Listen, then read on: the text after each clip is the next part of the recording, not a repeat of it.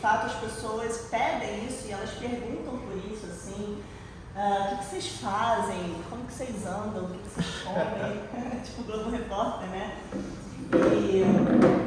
E enfim, né, assim, qual é a filosofia que vocês seguem, vocês acreditam em Deus, vários deuses, né, ou não?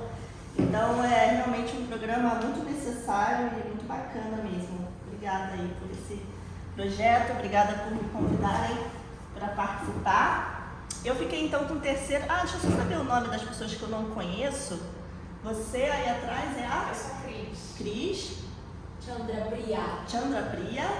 Luciene. E Cristiane. Tu me conhece?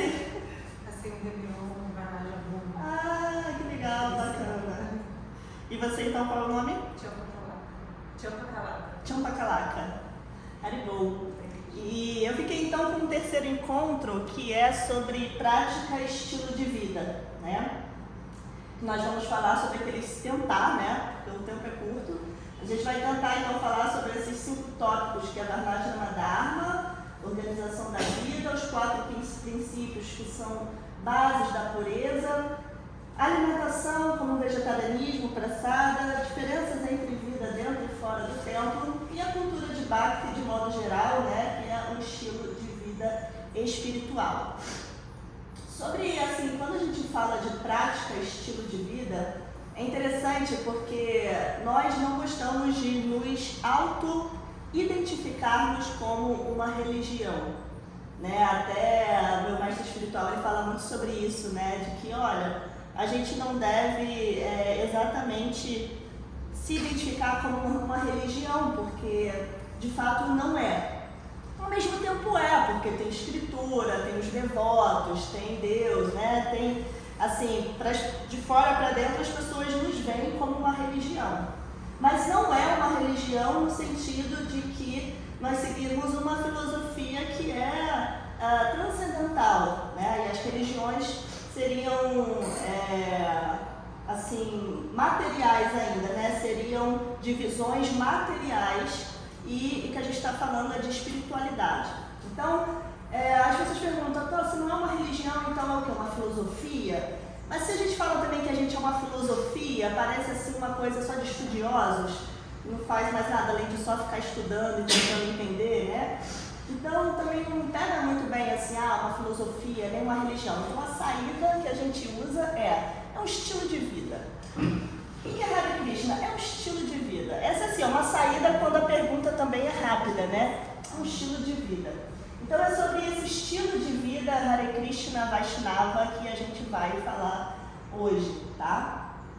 Prática e estilo de vida. Eu vou falar mais alguma coisinha esquecida, daqui a pouco eu lembro. Hoje eu vim sem anotação, eu gosto de ir com caderninho de anotação. Mas é isso, prática e estilo de vida, a gente vai falar sobre esse estilo de vida Hare Krishna, que é uma saída assim para... O que vocês são exatamente, né? Uma religião, uma filosofia, é um estilo de vida. Lembrei, estava enrolando para lembrar. Então, a outra coisa que eu queria falar sobre prática e estilo de vida, gente, é que tudo que a gente vai falar ali, a gente tem que levar em consideração uma coisa que Prabhupada, a chave está lá na nossa mesa. Uma coisa que Prabhupada falou, que é muito importante, que ele falou assim 3 palavras. Tudo depende de tempo. Olá, tudo bem? Boa tarde. Você é a? Lourdes, seja bem-vinda. Luz, seja bem-vinda, Luz. Obrigada, desculpa. Imagina, tudo depende de tempo, lugar e circunstância. Então, de fato, existe um estilo de vida? Existe. Mas ele é flexível a tempo, lugar e circunstância. Existe uma base que não é flexível. A gente vai falar sobre os 4 princípios reguladores, por exemplo. Eles não são flexíveis. Não importa tempo, lugar e circunstância, eles não são flexíveis. É a base, são os pilares do nosso estilo de vida. Qualquer coisa depois desses princípios reguladores, desses pilares, é flexível. Prabhupada, por exemplo, ele veio da Índia, que tinha uma cultura, um estilo de vida, que ele quando trouxe, né, a missão era trazer a filosofia, o entendimento de quem é Krishna, etc. mas ele veio com essa cultura. Quando ele chegou aqui no Ocidente, no caso nos Estados Unidos e Nova York, ele percebeu que não dava exatamente para impor aquela cultura indiana nos ocidentais, principalmente no que concerne as mulheres. Hoje a maioria aqui de alunas, né, de ouvintes, são mulheres, né, a professora palestrante também, os homens estão em minoria. Mas principalmente no que concerne as mulheres, ele percebeu, opa, não vai dar para eu querer trazer essa cultura da Índia, porque é outro papo, é outro lado do mundo. Então ele percebeu que algumas coisas deveriam ser adequadas ao estilo de vida americano. E assim ele nos ensinou que existem os pilares e que todo o resto é tempo, lugar e circunstância. Ah, tem que fazer isso? Depende. Em que momento? Onde? Qual é a circunstância? Em um tempo, lugar, circunstância, talvez isso seja aceito, essa prática, esse estilo, essa atividade. Em outro tempo, lugar e circunstância, talvez não seja adequado. Então, a gente tem que ter essa inteligência de saber também quando pode o quê, né? Para isso, a gente tem que aprender os pilares, né? Então, isso que eu queria falar de introdução, assim, realmente é flexível, tá? Então, vamos lá, a gente vai começar. Alguém tem uma pergunta até agora? Algum comentário? Vamos começar pelo Varnashrama Dharma, que é aí a organização da vida. O que é o Varnashrama Dharma? Ele é um sistema social védico, tá? A cultura védica antiga existia um sistema social que é bem diferente, não tão diferente na verdade, ele é um pouco diferente do sistema social atual ocidental, mas que tem muitas coisas parecidas, porque não sei se vocês já perceberam, não sei se alguém aqui é estudioso de, como é que é aquela faculdade que estuda os homens? Antropologia, não sei se alguém aqui é estudioso de antropologia, mas o pouco que, você? Então, mas mesmo quem não é estudioso, o pouco que cada um conhece sabe que não importa a sociedade, algumas coisas se repetem, né? O que é próprio da natureza humana. Então, ele tem umas diferenças, mas não tem tantas diferenças assim para a sociedade atual. Então, o Varnashrama Dharma, ele é um sistema social védico, né? Que previa, assim, uma vida equilibrada. A gente sabe que hoje no Ocidente, a vida das pessoas está totalmente desequilibrada, desarmoniosa, com Deus, com a natureza, com tudo, né? Totalmente desequilibrado. Então o sistema social védico, ele ajudava também todo mundo ter uma vida equilibrada. E o mais importante, que eu não sei se eu vou falar depois, acho que não, acho que era aqui mesmo. O mais importante, gente, o Varnashrama Dharma, ele não era uma organização da vida pensando nas questões materiais. Existe uma diferença muito grande da sociedade atual com a sociedade védica antiga, que é a pequena diferença. Hoje, toda a nossa organização da nossa vida e da nossa sociedade é com fins materiais. Então, a gente ensina as crianças a ir para a escola, para estudar, para quê? Para que ela tenha um trabalho, para que ela sustente a família dela, tenha um emprego, entendeu? Todos os objetivos são materiais. E não existe mais, cada vez mais, no Oriente isso ainda está um pouco preservado, mas no Ocidente cada vez menos, existem os objetivos que são espirituais, que vão além do corpo, além de uma vida material, que estão se conectando diretamente com o espírito, quem nós realmente somos, almas espirituais, que vamos continuar nossa caminhada além dessa vida. Então, essa é a grande diferença. Talvez quando eu apresentar o sistema social védico, a gente fala assim, meio difícil, meio estranho, mas é porque o objetivo era espiritual, não é material, enquanto que a nossa organização é toda para uma vida material, tá? Oi, Marco, Hare Krishna, tudo bem? Imagina. E aí, Varnashrama Dharma, né? A palavra ali significa Varna, Ashra e Dharma. Ou seja, o Dharma, ocupações e os estágios de vida. O Varna, resumindo muito assim rapidamente, a gente ainda vai falar mais sobre eles, mas só para explicar Varnashrama Dharma. Varna são essas ocupações que as pessoas têm numa sociedade, né, e também a sua natureza. Você nasce com inclinação para fazer o que da vida, né? E também tem a ver com o seu trabalho, a sua ocupação. O ashram é o estágio da vida que você está, que te protege de alguma forma. Marco, vou te pedir para chegar um bocadinho para cá, só para eu continuar olhando ali para... Esqueci o nome. Cris. O estágio da vida que você está, né? O ashram. E o dharma, que é uma palavra assim, muito difícil de ser traduzida, mas ele é assim, podemos colocar de uma maneira simples, um dever, né? Existem várias traduções para dharma, né? A gente tem o sanatana dharma, que é um dever espiritual final, mas dharma, assim, de modo geral, a gente pode falar como um dever. Então, Varnashrama Dharma é um dever que cada um tem de acordo com as suas ocupações e o seu estágio de vida. Então, basicamente, os dois ali embaixo eu já falei, né? Os ashras são 4. Você tem 4 estágios da vida e ali, ó, voltados para a autorrealização. Autorrealização é isso que eu falei de objetivo espiritual. Quando o objetivo da nossa vida é espiritual, o fim tem ligação com a nossa alma, não com o nosso corpo, isso é autorrealização. Autorrealização, realização do eu verdadeiro, que é a alma espiritual, tá? Então, os ashras, que são estágios da vida, eles são 4. E os varnas, que são as naturezas e ocupações sociais, também são 4, tá? O meu mestre espiritual, ele até brinca que, às vezes, as pessoas chegam perto dele e falam assim, mestre, qual é o Dharma? Tipo assim, qual é a minha missão de vida, né? Porque também tem essa tradução. E ele fala, gente, não dá para responder isso assim. Primeiro que o Dharma depende. Qualquer resposta para a pergunta, qual é o meu Dharma depende. Qual é o seu estágio de vida? Você é uma criança? Você é um adolescente? Você é um adulto? Tem filho ou não tem? É casado ou é solteiro? Você é um idoso? Você já está aposentado ou não? Tudo isso indica o seu Dharma. Então, depende primeiro do seu estágio de vida. Depois, qual é o Dharma? Depende. Qual a sua natureza? Você gosta de fazer o quê? Você trabalha com o quê? Você faz o quê? Entendeu? Então, depende dos ashras e dos dharmas. Depende do seu estágio de vida e da sua ocupação e da sua natureza, tá? Igor, posso te pedir um copinho d'água, por favor? Já tá tão quente hoje, né, que já tá batendo a sede. No corredor ali embaixo tem um bebedouro, tá?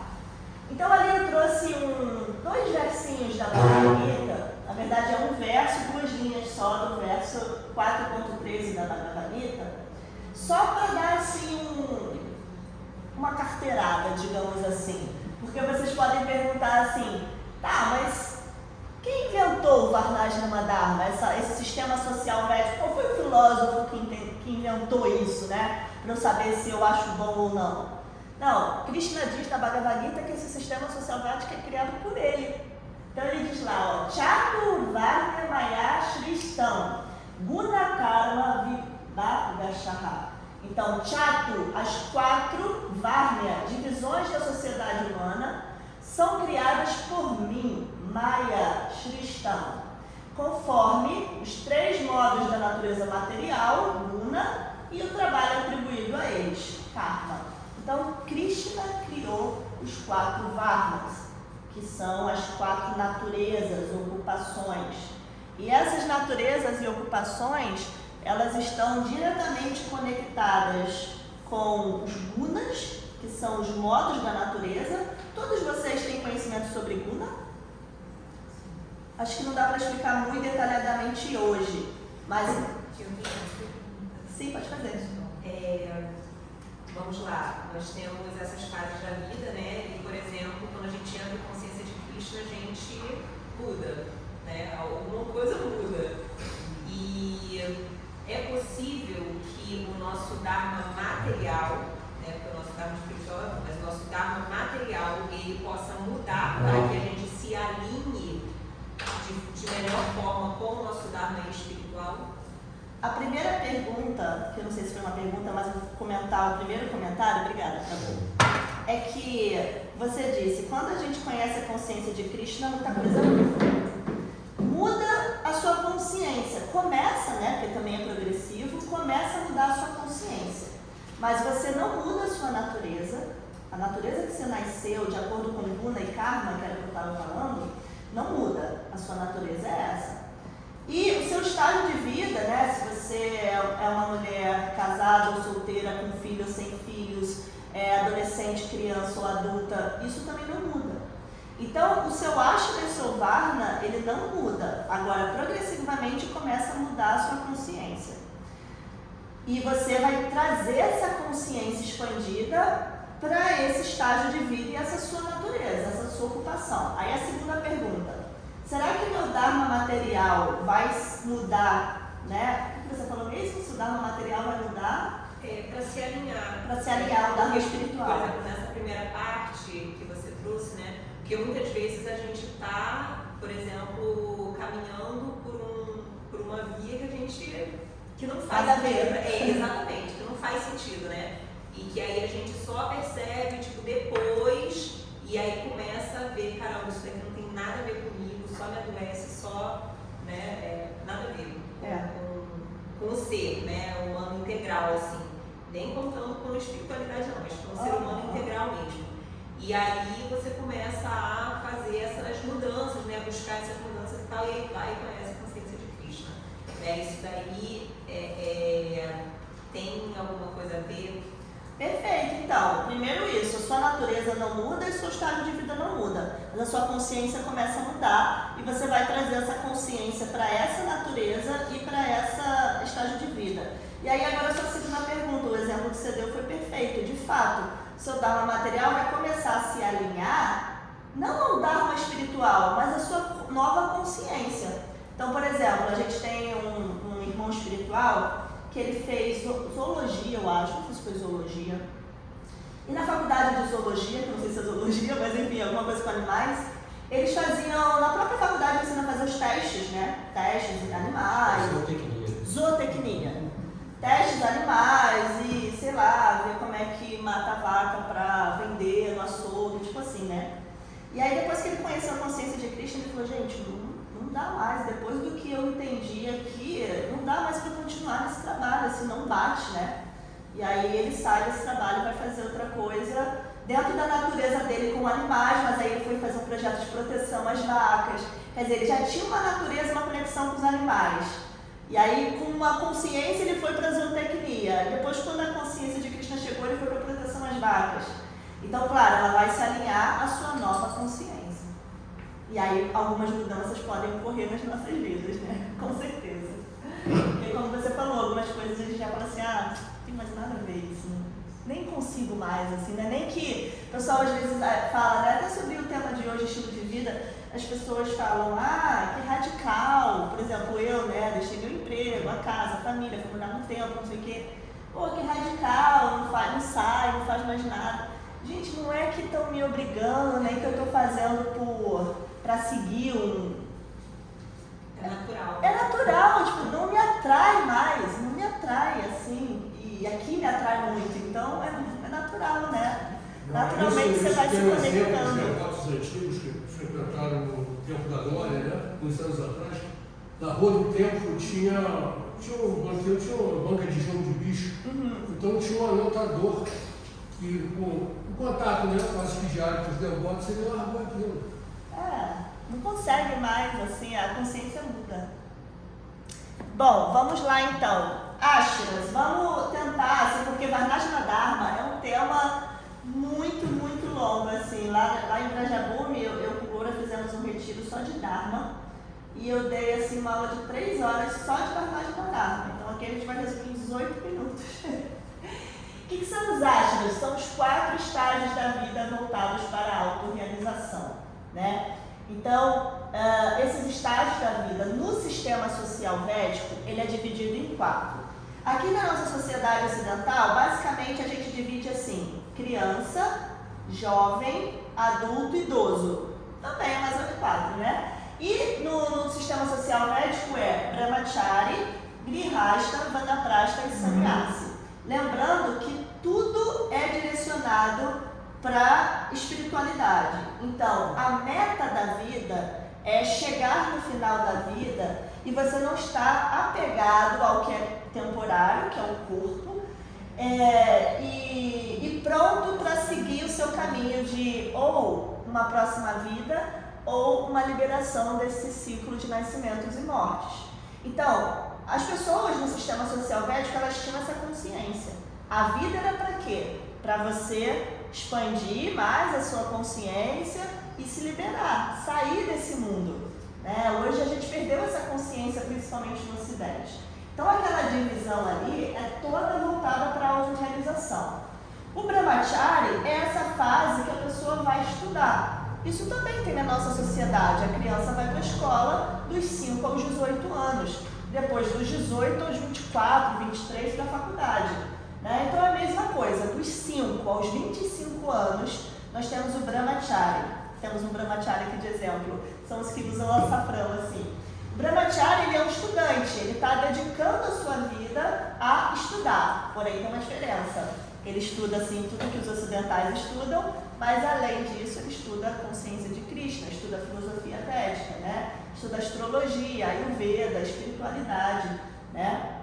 E a ideia é que também, para que ele tenha uma boa base, para que ele possa entrar na próxima fase da vida, que é a vida familiar, a vida de casado, é importante que esse Brahmachari ele seja celibatário e que ele esteja afastado um pouco de uma vida assim, social normal, né? Se afaste um pouco para uma zona rural, bem antigamente floresta, aquelas coisas, né? Porque se ele já começa a misturar muitas coisas, ele perde esse foco do estudo, também é um momento de adquirir qualidades, né? Qualidades importantes para a vida familiar, para a vida espiritual.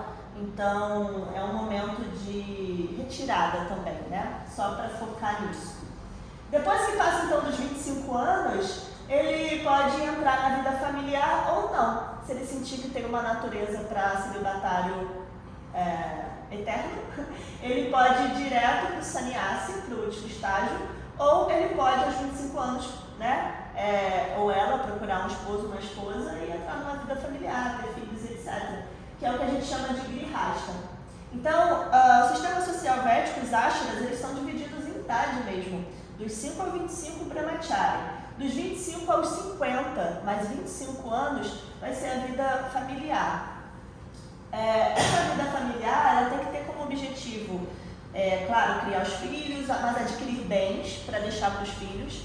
Também é muito parecido com a nossa sociedade, né? E quando ele chega aos 50 anos, isso é bem diferente da nossa sociedade, né? Quem ouve isso pela primeira vez fica meio assustado.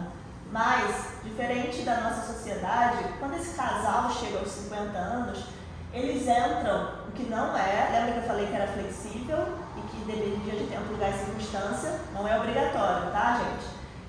Mas esse casal, ele deveria, aos 50 anos de idade, entrar no estágio vanaprastha.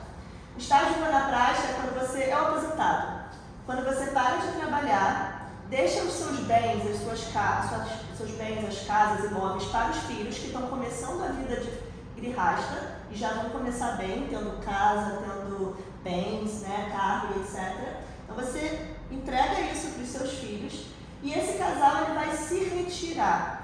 Hoje os aposentados eles fazem isso para viajar, né, curtir a vida, já criei meus filhos, já deixei tudo lá, agora eu vou viajar. O vanaprastha é parecido, só que ele não vai curtir a vida. Ele vai começar a se preparar para a hora derradeira, né? A morte.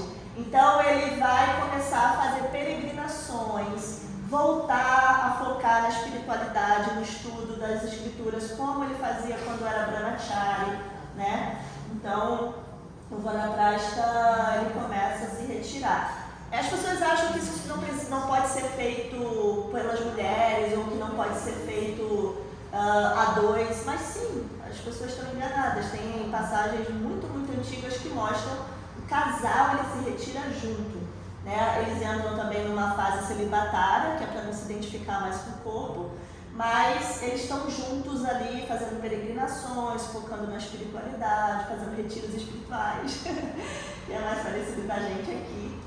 E depois de um tempo, David Vanaprastha, aí não tem exatamente uma idade, tem sim, 75 anos, mais 25 anos, ele pode tomar sannyasa, que daí é um renunciante total.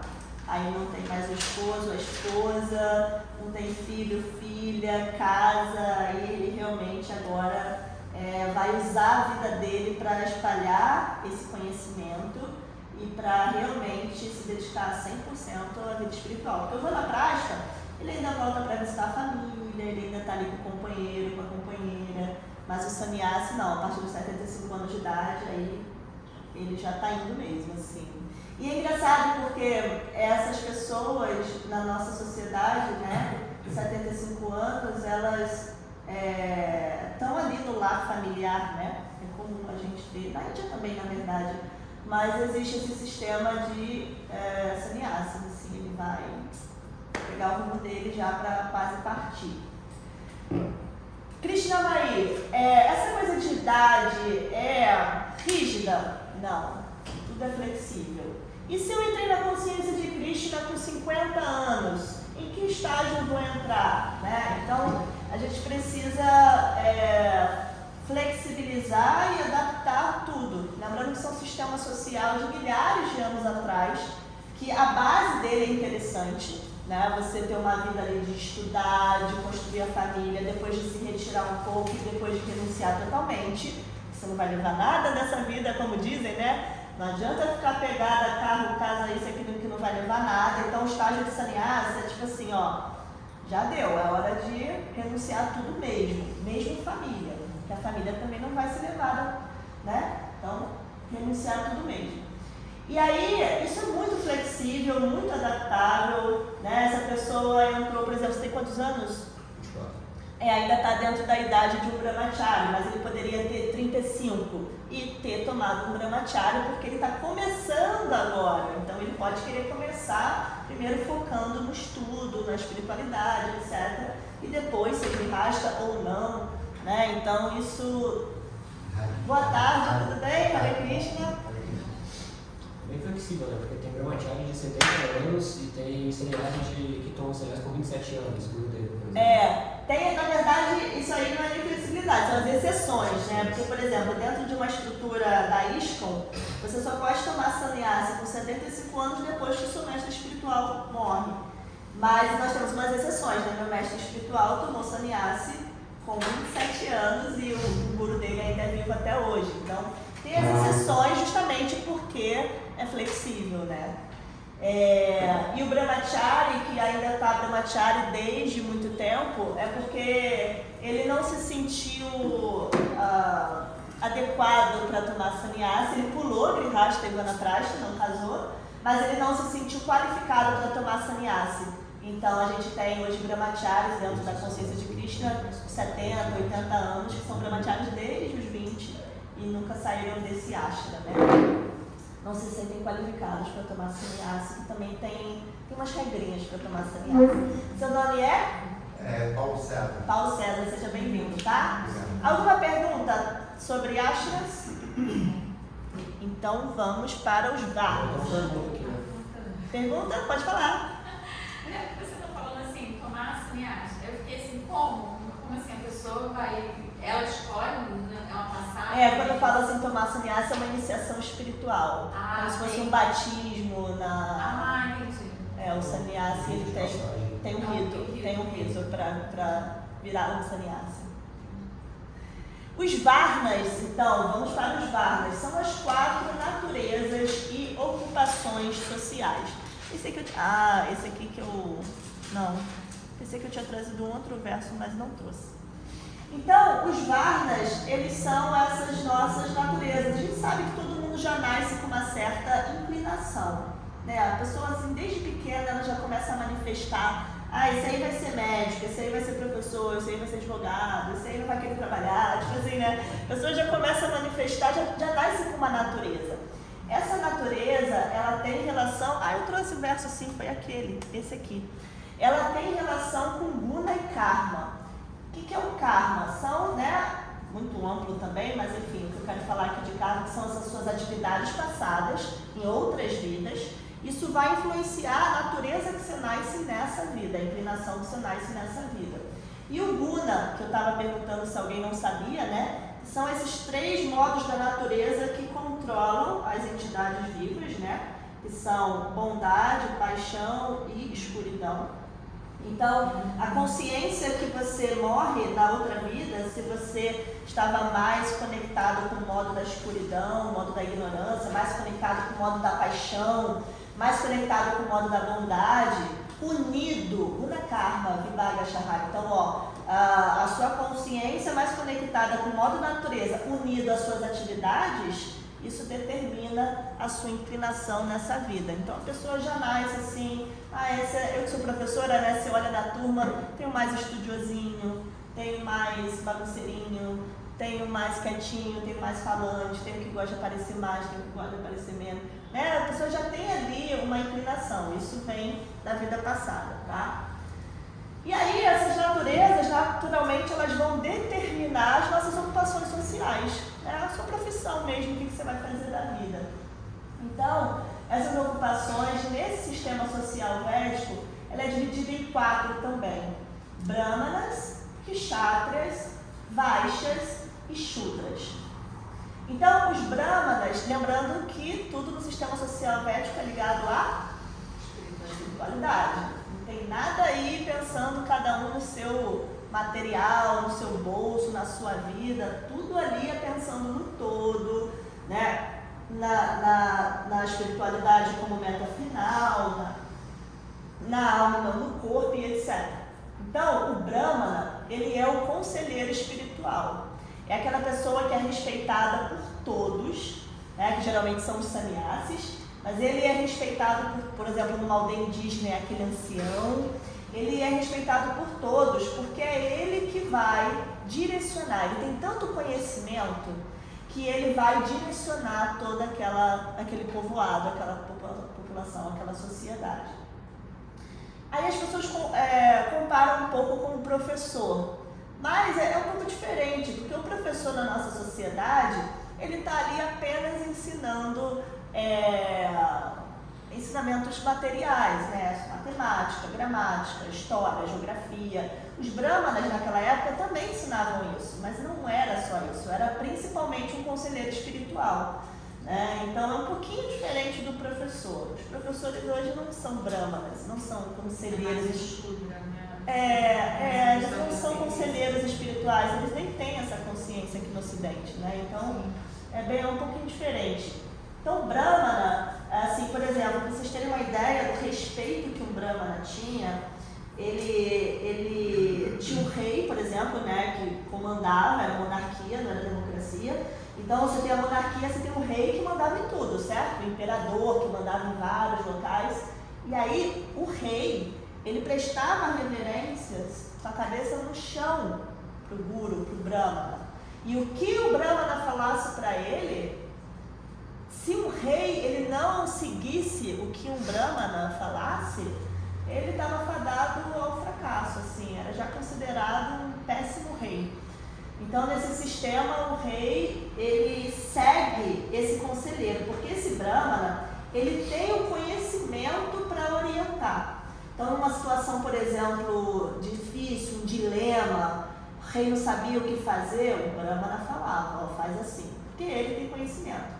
Hoje, dentro da consciência de Krishna, isso é feito de que forma? O discípulo e o mestre.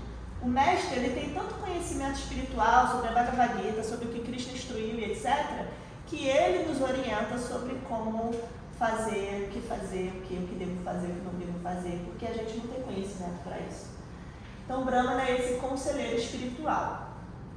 Aí temos também o Kshatriya. O Kshatriya eram os administradores e também os militares, digamos assim, né? Os Kshatriyas, eles são os protetores da sociedade, eles protegem a sociedade tanto em nível administrando a sociedade, como em nível tipo exército mesmo, protegendo a sociedade, né? Então, quando você administra bem um povoado, né, um líder que administra bem, ele protege a sociedade também da fome, de uma série de coisas Então, o kshatriya ele é o protetor da sociedade nesse sentido, são os administradores e os militares. Hoje, se a gente comparar, infelizmente, né, os que deveriam ser os kshatriyas, que seriam políticos e policiais, militares, eles não fazem isso já tão bem, né? Tem uma série de falhas. Eles estão pensando assim, todo o problema da sociedade atual em relação à sociedade védica é porque... Oi? Foco material. Foco material, e é porque existe o que Krishna chama de kama. Existe a luxúria, existe o egoísmo, o pensar em mim. O egoísmo, como o meu mestre espiritual fala, ele é a base de todos os problemas. Se você pensar corrupção, egoísmo, que a pessoa quer ganhar dinheiro para ela. Se você pensar em problema ambiental, egoísmo, porque eu penso em mim, não penso na natureza. Sei lá, qualquer problema que você pensar, o problema é egoísmo. Então, no sistema social védico, essa cama ainda não existia, né? Essa luxúria, esse egoísmo, ele ainda não, né? Se a gente pensar nas outras eras, isso ainda estava um pouco mais restrito a um ou outro, né? Dava para contar nos dedos. Mas na nossa sociedade isso é a maioria, né? Então os kshatriyas da nossa sociedade não protegem a sociedade, né? Nem os militares, nem os administradores, mas seria mais ou menos isso. Então vocês estão vendo que é muito parecido, mas também tem as diferenças de consciência. O Vaishya, eles são os produtores e os comerciantes. Então, tanto aqueles que produzem o alimento, os agricultores, por exemplo, quanto os comerciantes, os que vendem e compram para que todos possam ter acesso às coisas, né? E os Shudras, eles são os prestadores de serviços. Eram as pessoas mais simples que tinham essa natureza para prestar serviço aos Vaishyas, prestar serviço aos Kshatriyas, prestar serviço aos Brahmanas, né? Mas principalmente os Vaishyas e os Kshatriyas. E na nossa sociedade hoje, quando a gente pensa em Shudra, a gente vai logo pensando, por dizer, pessoas mais simples que prestam serviço, você logo pensa, sei lá, no lixeiro, na empregada doméstica, né, nesse sentido assim. Porém, a gente, né, quando lê sobre Varnashrama Dharma, o médico, por exemplo, que ganha muito bem, né, a gente sabe na nossa sociedade, é um Shudra, ele é um prestador de serviço. Um ator que está ganhando, sei lá, muito dinheiro aí, ele é um Shudra, ele está prestando serviço, né? Os artistas, de modo geral, são Shudras, os médicos, todos que estão prestando serviço à sociedade são Shudras, tá? Então não é só a empregada doméstica e o varredor de rua, não. O jogador de futebol. O jogador de futebol é porque, quando a gente pensa na nossa sociedade, se a gente for fazer pirâmide, qual é a nossa pirâmide? É dinheiro. Né? Então tá lá em cima quem tem mais dinheiro, tá lá embaixo quem tem mais dinheiro. Ali pode até ter uma pirâmide, em que o Shudra está embaixo e o Brahmana está em cima. Mas o fator que define essa pirâmide não é o dinheiro, né? O fator é o conhecimento, né? A espiritualidade, etc. O Brahmana, ele tem tanto conhecimento, né, acerca da espiritualidade que ele consegue instruir toda a sociedade. O Shudra, que tem um pouco menos, ele vai prestar serviço. Boa tarde, tudo bem? Seja bem-vinda, Licear. Júlia, prazer, Cristina Maíra. E o último ponto que eu queria tratar sobre essas 4 naturezas e ocupações sociais, né? Os Brahmanas, Kshatriyas, Vaishyas e Shudras. Eu estou esquecido, tenho que anotar, estou muito esquecida, mas daqui a pouco vem. Alguém quer fazer alguma pergunta ou comentário sobre esse... Você não pode, brincadeira. Tá. Localizar qual o verso que fala disso. Semana passada eu até aqui na página. Será que é esse aqui que eu trouxe, ó? Swadharma apichaveksha narvikampitu arhasi narvyadi yuda shreyonyat kshatriyasya navidyate. Não, nessa não. O que eu queria falar era uma outra. Eu tô Fala falando dos políticos, dos construtores, dos professores. Pois é, eu ia trazer esse verso, não trouxe, eu estava procurando ele antes desse, né? Que era o 4.13, eu acho que era o 6 ponto alguma coisa. É isso mesmo, eu não botei sem querer, eu ia trazer. É o 6 ponto alguma coisa, não me lembro, é o capítulo 6, que Krishna ele vai falar, né, sobre as 4 divisões mesmo da sociedade. Aí ele fala os kshatras, os shudras, os brahmanas e os vaixas. Quem mais tem pergunta? Você? Queria comentar. Pode falar. Porque tem formação em ciências sociais, antropologia, sociologia política. Que legal. Aí eu estudei essa parte das varnas, bem interessante assim. E também sou professora de yoga, gosto muito da cultura védica. Que legal. E eu tinha dado uma aula falando sobre essa questão das varnas, né? De como que foi deturpado a questão Virou casta. virou casta, né? Que é uma questão mais de poder, de você gerar um poder de pirâmide, que foi o que você comentou. Lembrei o que eu ia falar então, você me ajudou. Era isso. Não, era outra coisa mais. Vai sendo deturpado, vai saindo do espiritual, né? A questão importante do espiritual vai embora. E eles reconstruíram as varnas como se fosse uma coisa de poder ali, você colocar o poder da varna lá em cima dos brahmanes. Perfeito. Entendeu? Aí menosprezar os shudras. Se eu não me engano, tem uma outra casta que é mais inferior ainda do que os shudras, né? Esqueci o nome. Dalits. Dalits. Perfeito. Qual é o seu nome mesmo? Chandra Priya. Chandra Priya. Chandra, perfeito o que você falou, você me lembrou que eu queria falar. Justamente, na sociedade védica, assim, em algum momento eles devem falar sobre isso, né, nos encontros, assim, todo mundo é um servo, né, na consciência de Krishna todo mundo é um servo. A gente aprende que a gente é um servo de Deus e naturalmente, se você é um servo de Deus, você é um servo do mundo todo. Então no sistema social védico isso é muito forte. O Brahmana, ele servia com o seu conhecimento o Kshatriya, o Vaishya e o Shudra. O Kshatriya, ele servia com a sua proteção e a sua boa administração o Brahmana, o Vaishya e o Shudra. O Vaishya, com a produção de alimentos e o comércio, ele era, por exemplo, quem dava o trabalho para o Shudra e quem pagava os impostos para o Kshatriya e quem fazia doações ao Brahmana, que era um renunciado. Então o Vaishya, com o seu dinheiro, que era o cara do dinheiro, era o Vaishya, ele protegia Brahmana, que ele fazia doações, Kshatriyas, que ele pagava impostos, e Shudras, que ele dava o trabalho. E os Shudras, com a sua prestação de serviço, ele servia a todos os outros. Então ali todo mundo está servindo todo mundo. E como a administração era boa, o Shudra não importa que ele prestasse um serviço. Ele tinha alimentação, felicidade, harmonia, uma vida feliz, etc. Então, o que você falou é perfeito. Isso, com o Kali Yuga, que é a era das desavenças, isso foi deturpado, virou casta e aí virou preconceito. Assim como no Brasil tem preconceito contra o negro, o pobre, etc., lá tem preconceito contra o Shudra, e se você não é da minha casta, você não casa comigo, aquelas coisas malucas, né? Mas aí é deturpação total. Que bom que você entende isso, é uma pessoa inteligente, porque já vieram algumas pessoas aqui que às vezes eu converso sobre isso e a pessoa fala assim, mas na Índia é um absurdo, tem aquelas castas, eu já li um livro, já vi um filme, já fui na Índia. Eu falei, gente, mas isso é deturpação da filosofia, deturpação do conhecimento. A base é perfeita, foi Krishna que criou. Diga, Hari. Eu estava lembrando que eu estava lendo a Paralâmica e ele estava contando lá o passatempo dele, etc., dele discutindo, porque contra a galera que acreditava que era exatamente uma questão de casta, tipo, a pessoa nasceu Shudra, vai ser Shudra pela vida inteira. Ele falava, não, se é uma pessoa que se diz Shudra, mas assim, ela age como um Brahma, então ela tem que ser tratada como um Brahma. Da mesma forma, se um Brahma age como um Shudra, tem que ser tratado como um Shudra.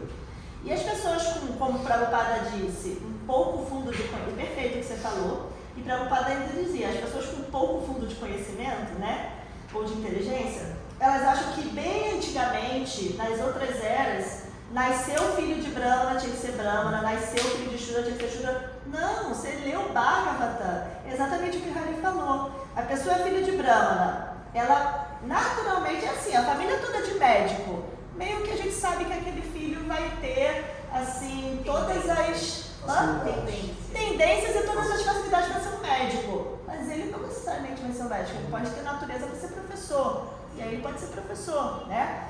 Quer dizer, pode rolar a pressão de alguns familiares, mas é a natureza dele. Então, da mesma forma, você pode nascer filho de Brahmana, mas ter um comportamento de Shudra, então você não é um Brahma, né? Então tudo depende das suas atividades, do seu comportamento e da sua natureza, não da sua família.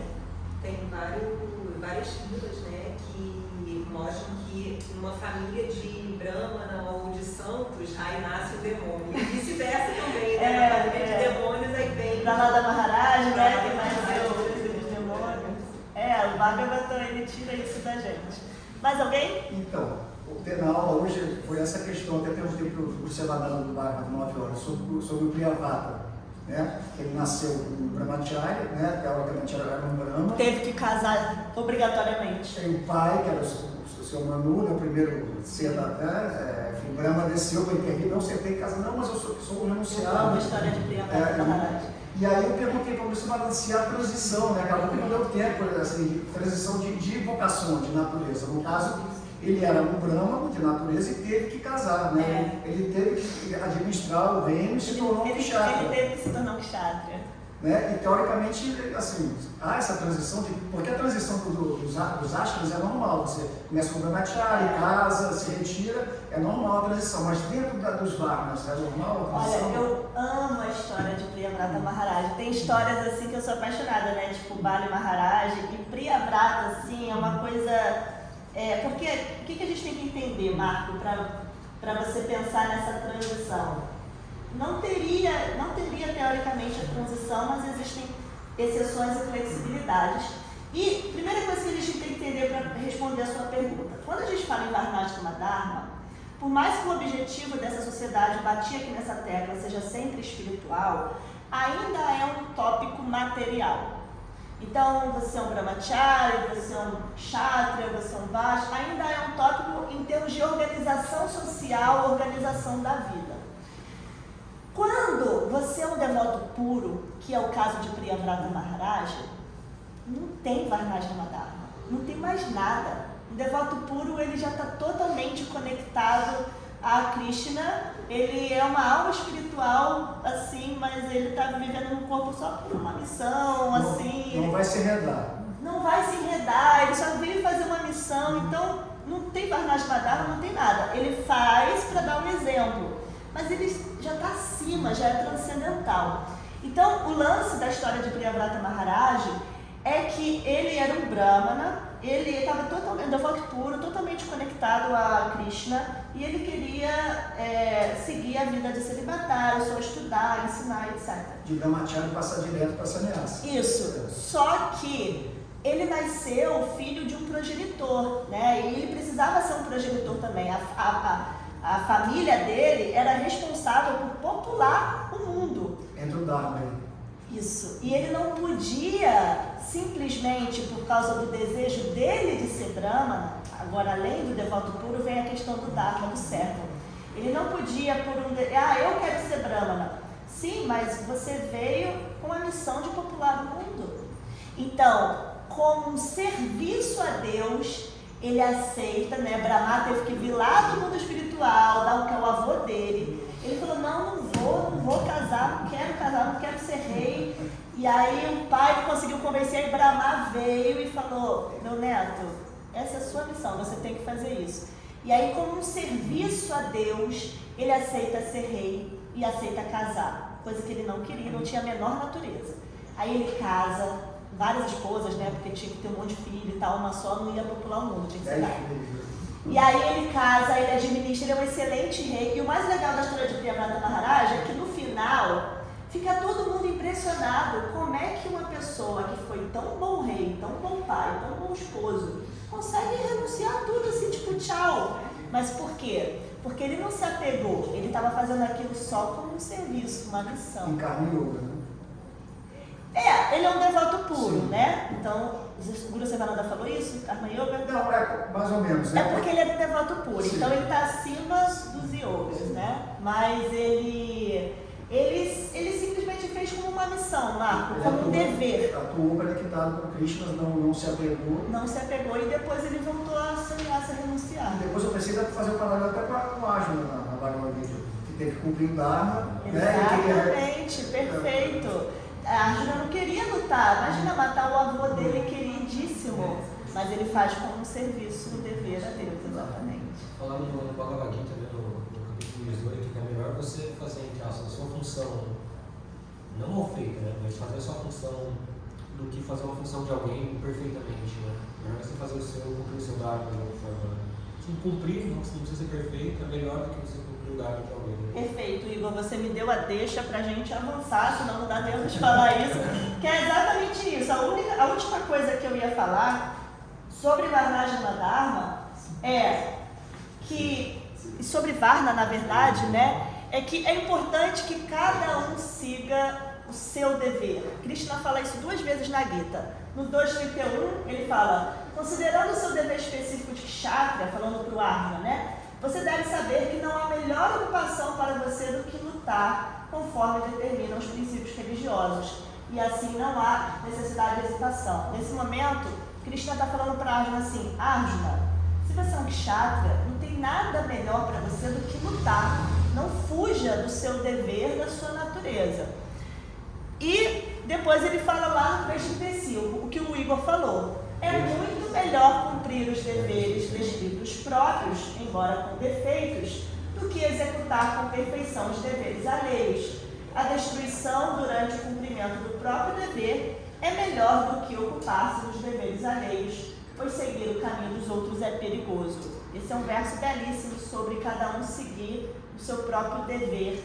Como não saber qual é o nosso próprio dever e não do outro? Aquela perguntinha que fazem para o guru, né? Qual é o Dharma? Depende, né? Assim, progressivamente a gente vai com o nosso guru entendendo qual é o nosso dever. Porque assim, o que acontece, qual é o seu nome mesmo? Champakalata. Champakalata. Pode ser Champa? Não. Fica mais fácil. Não, Champakalata.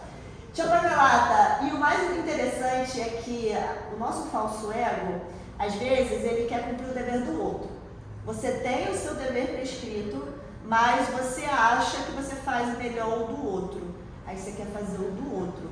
Então esse verso de Krishna é para assim, a gente entender que é melhor. Mas o que eu tenho que fazer na vida agora, tipo, cuidar do meu filho, eu não faço tão bem. É melhor eu ir trabalhar. Não. É melhor você cumprir o seu dever com defeitos do que você cumprir o dever do outro. Então isso em relação a tudo na vida, né? Cumpra o seu dever. Se você é pai, se você é mãe, se você é professor, se você cumpre o seu dever. Mas tem defeito. É melhor. Não faça o desejo do outro, né? É nesse sentido. Vamos avançar? Alguém tem mais alguma pergunta sobre Varnashrama Dharma? Então vamos para o próximo tópico de hoje, de prática e estilo de vida. Segundo tópico ainda, que é os 4 princípios reguladores, que falam da pureza espiritual, né? Gente, esses 4 princípios são aqueles pilares que eu falei para vocês, que são inflexíveis. Tudo é flexível, mas os 4 princípios reguladores não, porque eles são a base. E também eles tratam de a gente não perder a noção, porque a gente é meio sem noção, né? Vamos combinar, a gente aqui no Ocidente não está muito educado, então a gente não tem muita noção das coisas. Então, isso é para a gente não perder a noção de que se a gente quer avançar na consciência de Krishna, se a gente quer se tornar um devoto, algumas coisas não podem ser, alguns comportamentos não condizem com esse desejo. Se o seu desejo é se tornar um devoto, algumas coisas não condizem. Então precisamos de 4 pilares éticos, morais, para seguir em frente, tá? Eles são o princípio de tudo. Então ali tem alguns tópicos importantes que eu vou ler. Primeiro, avanço espiritual. Estes princípios servem como alicerce para uma vida espiritual séria, facilitando o progresso na prática do Bhakti Yoga. Sem seguir esses 4 princípios, a gente não é sério e a gente não progride. Então, mas eu não consigo um deles. Tudo bem, um dia você vai conseguir, continue tentando progredir, mas enquanto ainda não é muito sério, sabe? Ainda é uma coisa meio só tentando mesmo. Desenvolvimento de qualidades. Eles ajudam a desenvolver qualidades essenciais para a vida espiritual, compaixão, veracidade, limpeza e austeridade. Nós vamos falar sobre esses 4, são eles os pilares, tá? Apesar de estarem ali escondidinhos, são eles os pilares da vida espiritual: compaixão, veracidade, limpeza e austeridade. Base ética. A observância desses princípios é considerada a base para se tornar um ser humano normal e, posteriormente, um devoto sincero de Krishna. Esse terceiro tópico é pesadão, assim, né? Não sei se vocês entenderam bem o que ele está dizendo ali, mas Prabhupada, ele nos ensina que seguir os 4 princípios reguladores é só para você se tornar um ser humano. Depois que você consegue se tornar uma pessoa civilizada por seguir esses princípios de compaixão, veracidade, limpeza e austeridade, aí sim você pode se tornar um devoto sincero de Krishna. E assim a gente vai ver que 99% da sociedade, principalmente ocidental, não segue esses pilares de compaixão, veracidade, limpeza e austeridade. Então, assim, a gente, segundo esse ensinamento, a gente vive mesmo numa sociedade incivilizada. Fortalecimento da consciência. Ao seguir esses princípios, o aspirante se fortalece para manter sua consciência elevada e permanecer conectado com o divino. Quando a gente segue esses princípios reguladores, esses pilares, a gente fortalece a nossa consciência. E isso nos conecta, sabe, com Deus, com Krishna. E ao contrário, já vou deixar você falar, Hari, ao contrário, quando a gente não segue, a consciência vai ficando densa, né? A gente vai perdendo mesmo a capacidade de se conectar, tá? Diga, Hari. Você falou a questão de virar um ser humano, porque aqui no Ocidente e praticamente a galera que não segue esses princípios são considerados animais mesmo, tipo, como um corpo humano, mas as ações, o comportamento animal, assim.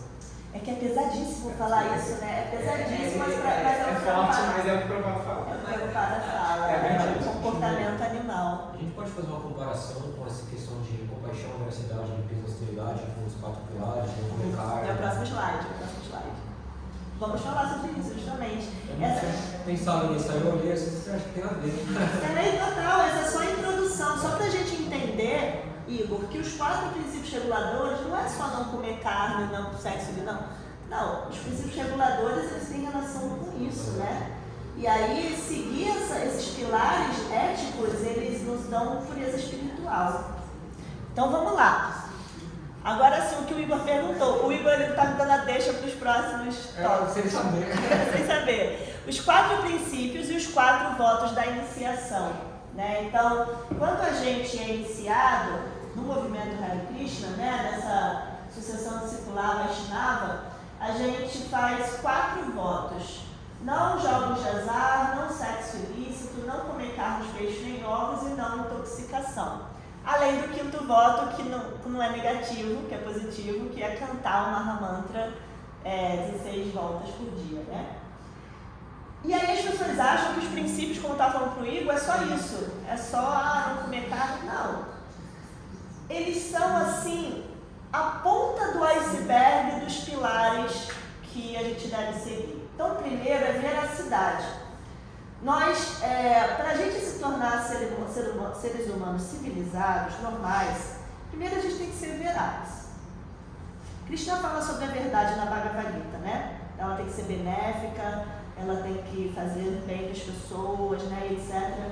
Mas, apesar dele ensinar como ser veraz, nós temos que ser pessoas verazes, né? Não dá para querer ser um mentiroso e querer ser um devoto. Fica meio, né? Não fica muito, não conecta, alinhado. Então, nós temos que seguir o pilar da veracidade primeiramente. E aí, qual é a ponta do iceberg da veracidade que o Prabhupada nos instruiu? Ele percebeu que tinha muito no Ocidente. Jogos de azar. Não vamos jogar jogos de azar. Isso é a instrução de Prabhupada, tá? E aí, a pessoa pode perguntar, por que jogos de azar? Porque ele alimenta a ganância, alimenta a inveja, alimenta a ansiedade. Tudo isso é negativo para a vida espiritual e quebra o princípio da veracidade. Um tempo atrás a gente falava jogos de azar, o pessoal ficava, nossa, por quê? Agora com essas bets faz todo sentido, né? As pessoas se suicidando, ficando pobres, endividadas por causa desses jogos de aposta. Jogos de aposta. Teve a época do bingo, né? Nos anos 90. Teve o bingo Foi também. proibido. Né? Foi proibido, né? Jogo do bicho. Eu acho. Limpeza, pureza. Outro pilar importante é que a gente tem que seguir limpeza/pureza, né? Porque quando fala limpeza, você tem que pensar mesmo em limpeza do corpo, limpeza da mente e também pureza espiritual, né? E aí a ponta do iceberg também, para a gente não quebrar o princípio da limpeza/pureza, Shotian, né? Que são escritas Shotian, é o sexo ilícito. Por que não sexo ilícito? Porque ele vai gerar, esse também é outro tema polêmico, né? Porque na nossa sociedade ocidental é muito comum, assim, é normal o sexo, né? Adolescente já começa a iniciar ali a vida sexual, aí você tem um namorado, você tem um noivo, obviamente dentro do casamento, então é muito polêmico falar sobre isso porque pra gente é muito natural. Mas o que as escrituras védicas dizem é que o sexo, ele gera mais apego ao corpo. A ideia é que a gente entenda que a gente não é o corpo, que a gente é a alma. Quanto mais sexo eu faço, mais eu estou identificada com o corpo, eu acho que eu sou isso. Então, por ele gerar apego ao corpo, o sexo ele é regulado, tá? Mesmo dentro do casamento. Tem alguma coisa a ver também com relação à contaminação de karmas? Sim, é a pureza, com certeza. E aí, o que eu ia falar? E o sexo ilícito? O que é o sexo ilícito? Algumas pessoas falam que é só o sexo fora do casamento e etc.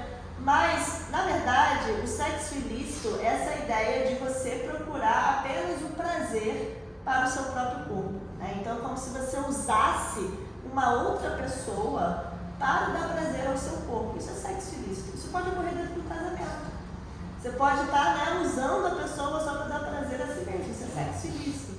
Então, e sim, Pakalata, essa pureza, claro, tem relação com isso. E aí eu vou falar outra coisa polêmica, mas que tem que falar, a gente está aqui no bate-papo. É normal na nossa sociedade, você tem um namoradinho, termina, tem outro namoradinho, termina, eu também tive vários namoradinhos, né? Mas, se você parar para pensar, aí existem já estudos que falam sobre isso, cada pessoa que você tem um ato sexual tem uma conexão energética ali muito forte, né? E a coisa da pureza, a gente não quer ser puritano, tá? Não é um discurso puritano. Mas, de fato, quando as pessoas falam assim, poxa, é melhor casar logo, né? Fica aqui, fica ali, porque você pensa assim, negócio de sexo só depois do casamento. É um tema muito, assim, muito puritano, muito, assim, que não, parece que não condiz com a nossa sociedade. Mas se você pensar, você tem um namorado, tem práticas sexuais, relações sexuais, aí não gostou, termina. Aí vai com outro namorado, aí tem práticas sexuais, aí tem outro namorado. E aí, daqui a pouco, assim, né, realmente você já tá sem pureza mesmo, porque cada hora você tá com uma pessoa. Então é melhor usar mesmo, né? Porque é emocional, né? O sexo em si, como você falou, ele gera o apego. O apego, ele gera questões profundas emocionais, né? Que gera conflitos, né? Então, assim, acredito que quando você está dentro de um casamento, né? Principalmente com uma base espiritual, você tem Krishna no centro desse casamento, né? Então, vocês dois estão direcionados para servir Krishna. Né? E não vai ter, não deveria ter, né, essa questão de, brigou, separa, porque hoje em dia é assim, né? Brigou, tem separa. isso, né? A coisa do divórcio, da separação, muito sociedade líquida, né? Como diz o Bauman. Isso que eu ia comentar. Tem umas estudiosas aqui. Pode falar. Porque ele é um sociólogo, né? Então eu falo sobre o amor líquido, né? Das relações, de como nós, na pós-modernidade das coisas, só quer usufruir das coisas, o ser humano acaba sendo mais uma coisa a ser usufruída como uma coisa de descarte, né? Então a gente está, não só essa questão do caminho que você comentou, é tudo deturpado. Comentou também aqui devido à questão da animalidade das coisas, né? Tudo só para obter prazer e de uma forma de usar os sentidos. Eu também gosto, eu sou estudante e terapeuta de Ayurveda, a gente estuda muito essa questão do campo vibracional, como que é afetado também as nossas relações do uso intenso dos nossos sentidos. Tudo para fora, é tudo prazer, aí é só sexo, é só bebida, é só jogos, e aí você tem que realmente ter um controle. Você tem que focar. Perfeito. Você explicou muito, esqueci seu nome. Chandra Priya. Chandra Priya. Perfeito, você explicou muito bem, viu? É exatamente isso, assim. Ainda bem que tá gravado, eu vou copiar depois dessa fala. Explicou muito bem, exatamente isso. Assim, o que eu falei, a gente quer ser um devoto, não dá, né? Namora aqui, namora ali, não é um namorador, uma namoradeira, ou fica jogando, ou fica se intoxicando. Uma coisa não bate com a outra, né? Então, você qual é de qual área? Da psicologia. Da psicologia. Eu adoro muito Zygmunt Bauman. Legal. Inclusive no meu mestrado, me pautei muito nesse... Eu tenho modernidade líquida, também gosto muito. Nos estudos dele. Marco, queria falar? Não. Alguém mais quer falar? Então falta ali agora compaixão, né? Outro pilar é a compaixão. Temos que ser pessoas compassivas. E o ponto do iceberg que Prabhupada nos instruiu é o vegetarianismo, né? Não comer carne e peixes. A gente vai falar dos ovos depois, mas basicamente não causar sofrimento a outros seres vivos, né? E a austeridade também é importante. Nós temos que ser verazes, puros, compassivos e austeros. E aí também a ponta do iceberg, tá, gente? A austeridade é muito mais, só que a ponta do iceberg é se intoxicar, né? E ali tem uma explicação, ó. Por que não intoxicação? Porque afasta o indivíduo da finalidade espiritual, né? Então, de fato, se não estivesse filmando, eu ia dar um exemplo do meu pai, quando desligar a câmera eu falo, não pode estar assistindo. Mas realmente é um fato, assim, a pessoa que bebe, que come carne, ela não consegue se conectar muito mesmo, assim, é uma coisa que afasta, ou pratica muito sexo ilícito, ou jogatina, ela não consegue se conectar à espiritualidade, assim, são camadas muito grosseiras, assim, né, de desfrute do corpo. Diga, aí. Minha mãe costumava falar que na intoxicação. Minha mãe costumava falar que na intoxicação a gente busca fugir da realidade, tipo assim, alterar nosso status de consciência para fugir da realidade. A questão é, a gente aceita a realidade, a gente não precisa fugir dela, a gente aceita a Cristo. Então, é interessante isso. As pessoas, como elas estão, de forma geral, ignorantes à verdade absoluta, né, ao conhecimento, então são muitos problemas aí para fugir da realidade, né, elas se intoxicam. Mas Isso está falando da intoxicação, isso é uma coisa que vai muito além. Tu entra numa área negra, se você conviver, pessoas vivem em bares, tomam drogas, cara, eles você sente que a energia é pesada, né? Você já viu algum bar iluminado, na luz, num lugar aberto? Não, é tudo fechado, as pessoas estão ali, cada um com um problema pior do que o outro, é um negócio muito esquisito. É triste, é verdade. Bom, vamos para o terceiro tópico de hoje. Alguma mais pergunta sobre os 4 princípios reguladores? Tranquilo? Então vamos para o terceiro tópico de hoje, que é alimentação. E aí, a alimentação, eu trouxe algumas perguntas, mas a primeira pergunta que vai responder são vocês. E a primeira pergunta é, por que precisa ser vegetariano? Modo da bondade. Não violência, ahimsa.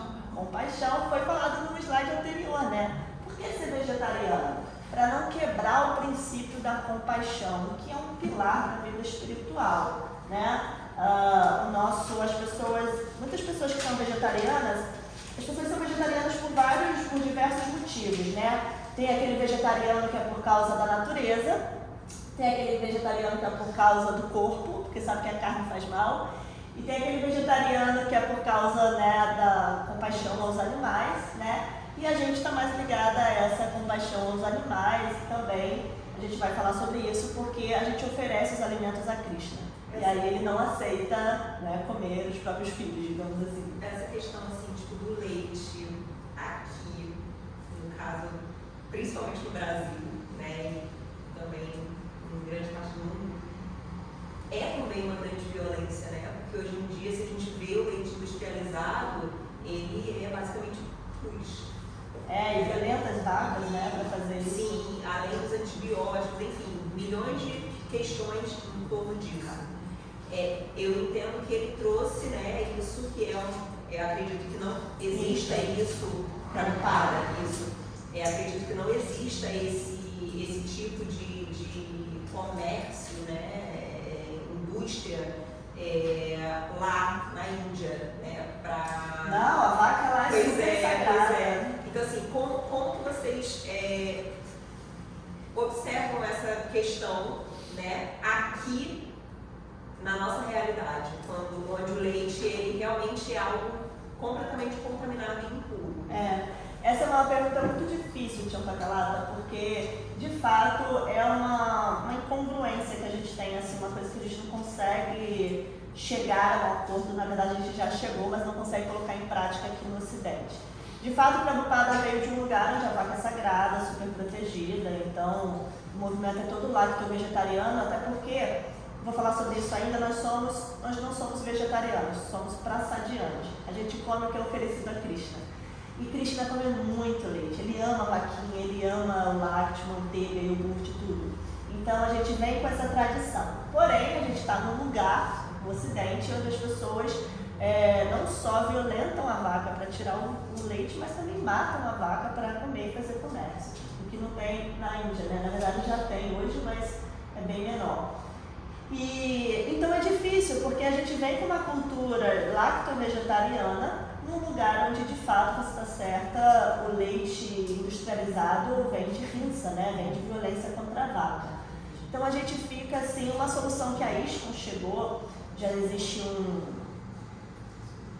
como se chama, decreto, alguma coisa assim, que a partir de 2000 alguma coisa, a gente só vai poder usar leite para oferecer a deidade que for de vaquinha do templo, assim, né? Mas como a gente faz no templo urbano, aí você tem que ter um templo rural que te mande esse leite, né, sem violência.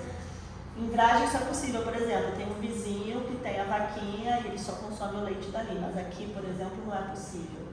E ao mesmo tempo faz parte do cardápio oficial da deidade o leite, né, o iogurte e tudo. Então é complicado. O que a gente ainda faz é entender que oferecendo leite a Krishna, eu estou de alguma forma purificando aquela vaca. Ajudando, eu não, né, Krishna, mas ajudando a purificar aquela vaca, a gente medita nisso. Mas você está certa, sim, de fato é um alimento que vem de violência, impuro, e que a gente já está se organizando dentro da ISKCON para não consumir mais esse leite. Vocês deveriam vender esse leite. Pois é, verdade, ter vaquinha e vender o leite Ahimsa, né? Leite Ahimsa. Pode ser o nome da nossa marca. Mas aí, como se diz aí, o mercado perde, né? Isso tudo é dinheiro. Não, você diz o mercado lá fora ou o nosso? O mercado lá fora, né? Mas aí... E eles utilizam isso porque você tem não estou defendendo. Sim, né? sim. É um consumo muito grande e eles têm que abastecer o consumidor, quer dizer. As pessoas reclamam de muita coisa, mas o mercado dá o que o outro quer. Prabhupada no primeiro canto do Bhagavata, ele fala muito. Qual é o nome dele? Rogério, você vê os bezerros machos da criação, né, para a vaca leiteira, quando nasce o bezerro macho, eles matam. Porque não vai dar leite? Não, porque eles não consumem o leite que vai ser vendido. Meu Deus. E as vacas são sempre, né, ficando grávidas, porque para não produzir leite. É terrível, é terrível. Tem uns documentários de veganos que é terrível. A máquina meio apareceu com os campos de extermínio nazista, né? Uma coisa assim bem... Mas, Rogério, no primeiro canto do Bhagavata, a Prabhupada fala muito sobre a industrialização, sabe? E é complicado. A industrialização também é um problema para tudo. Para tudo. Eles visam só o lucro e eles botam o lucro acima de qualquer coisa. Acima de qualquer coisa, não tem pilar ético nenhum. Não tem. A ética foi embora, nisso há muito tempo. Bom, respondido, Tia Calata? Por que não usar alho, cebola, cogumelos e ovos? Essa é sempre a dúvida das pessoas. Todos aqui sabem responder. Quem não sabe responder, levanta a mão só para eu saber. Tá. Então, o pessoal sempre fala, ovo, mas não é pela compaixão, o ovo não machuca a galinha, né? Então, por que vocês não comem ovos? O ovo, ele está na mesma categoria de cogumelos, alho e cebola, mas que a Upada pediu para a gente prometer só não comer ovo. Alho, cebola e cogumelo a gente não deve, a gente não costuma, mas não é que é um voto, não é proibido, né? Mas eles 4 estão na mesma categoria, que são alimentos impuros, são alimentos no modo da escuridão, da ignorância, da maluna. Por quê? Como assim? É porque o alho e a cebola, cada um ali tem um motivo. O alho e a cebola são alimentos que eles têm a capacidade de absorver qualquer impureza. Se você deixar um alho ou uma cebola descascado dentro da geladeira, vocês não têm noção da quantidade de bactéria e vírus e tudo que tem ali, porque ele absorve tudo de ruim da geladeira. Inclusive tem uma técnica antiga das indígenas de qual lugar? Eu acho que é México, Bolívia, uma coisa assim. E aí, desculpem os meninos que eu vou falar de algo íntimo feminino, mas enfim, como se fosse ciência, né? Vamos falar como se fosse ciência.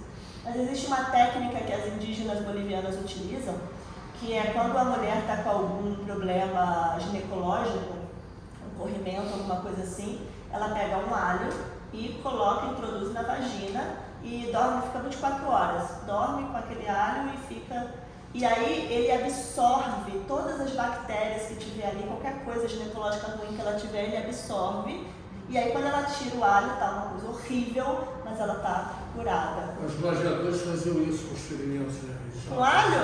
Eles pagavam com alho e colocavam aquela infecção. Olha, não sabia. É porque ele absorve, né? Então, hoje a gente coloca um creme e mata a bactéria, né? O alho ele absorvia para ele e aí você tira o alho. O alho era usado como antibiótico até a penicilina aparecer.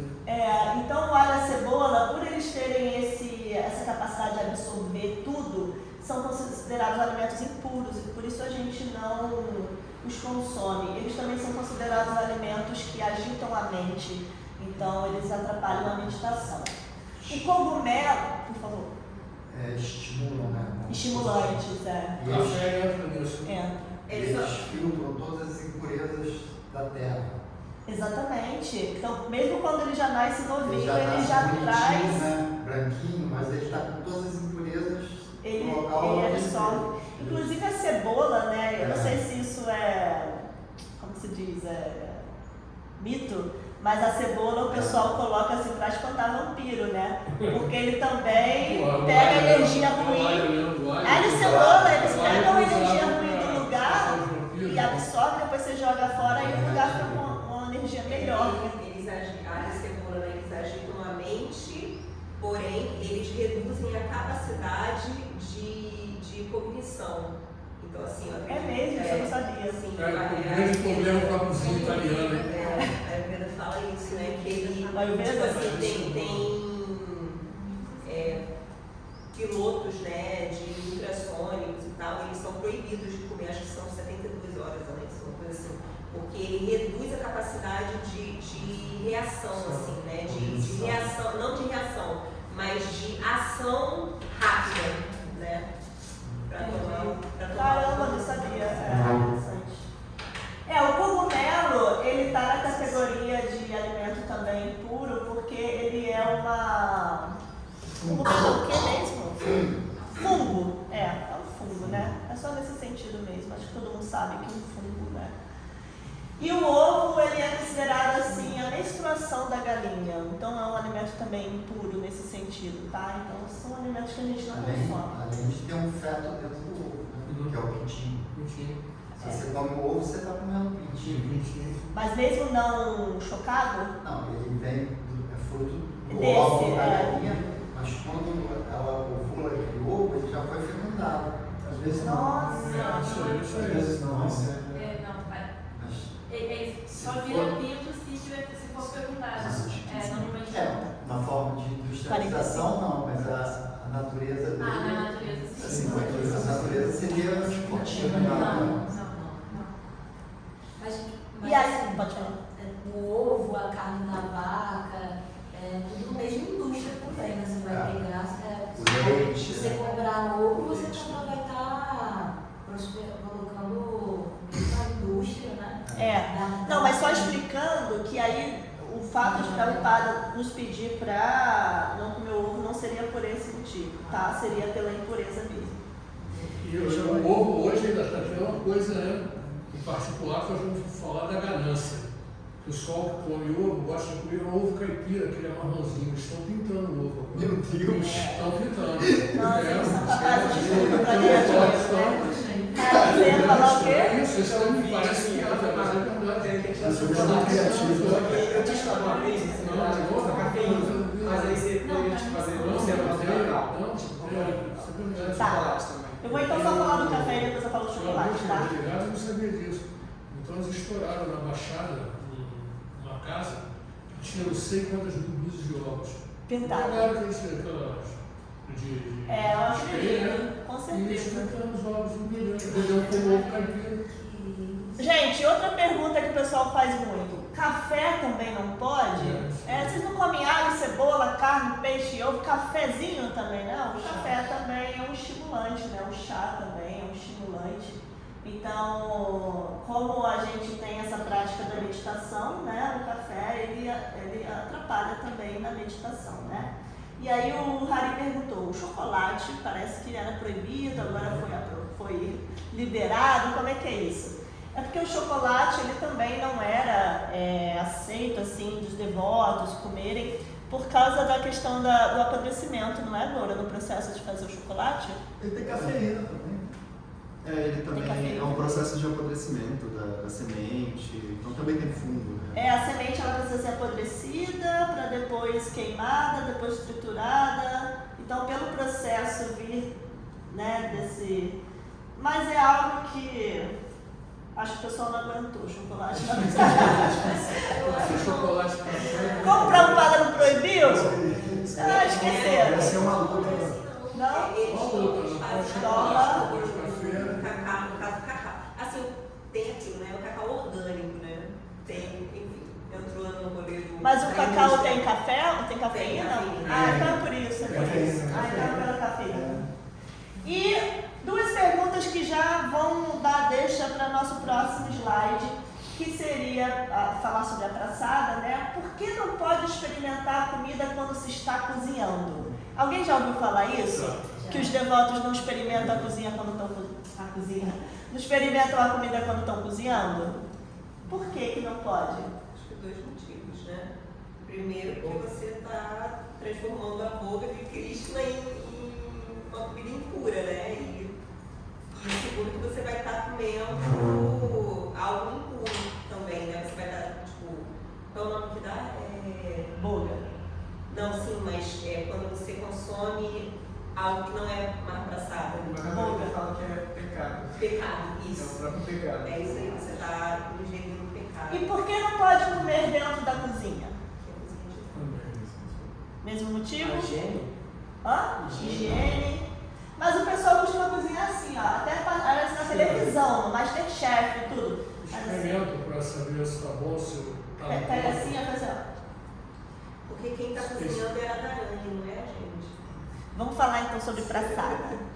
Praçada, o que é? Então, 4 tópicos sobre praçada. É um ato de devoção, é uma oferenda religiosa, uma consagração divina e é misericórdia. Praçada, gente, a tradução mesmo é misericórdia. Vamos entender então por que a gente chama o alimento que é oferecido a Krishna como misericórdia, né? Primeiro que a gente entende, deixa eu ver se tem aqui, desculpa quem está anotando, vou passar aqui rapidinho. A gente entende que tudo que a gente faz na nossa prática da nossa vida, do dia a dia, é assim uma oferenda a Krishna, né? Tudo que a gente faz é como uma oferenda a Krishna. Inclusive tem um verso aqui, esse aqui, ó. 9:27, tudo que você fizer, tudo que comer, tudo que oferecer ou der para os outros, e quaisquer austeridades que você executar, faça isto, ó filho de Kunti, como uma oferenda a mim.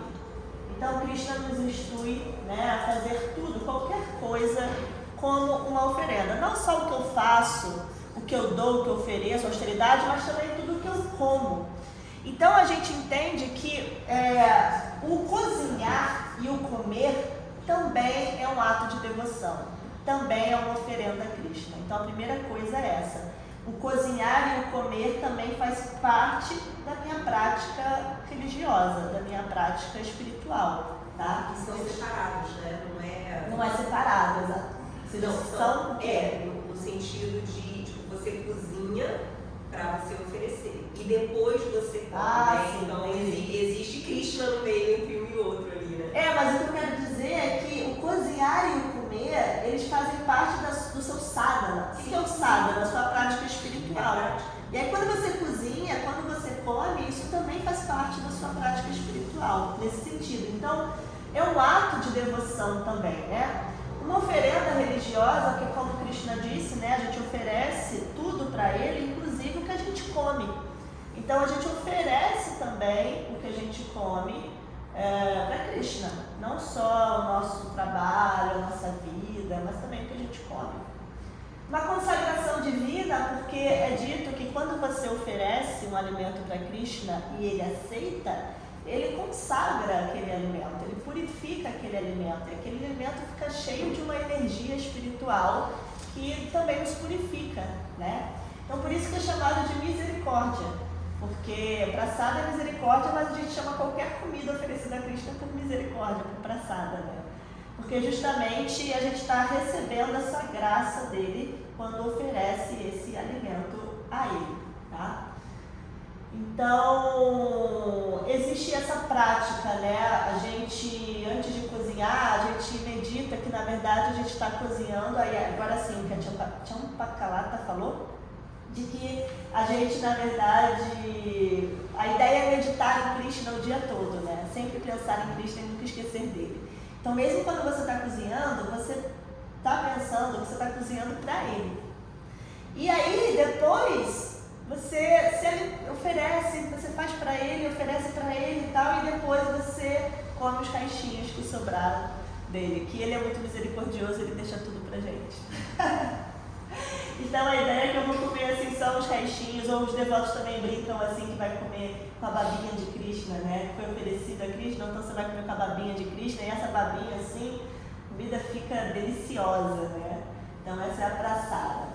E o que eu queria falar também sobre essa consagração que purifica, Prabhupada no início do movimento, ele veio para cá e as pessoas, imagina, os devotos eram hippies, né, que se aproximaram dele, e eram pessoas que não seguiam nenhum daqueles 4 princípios reguladores, né?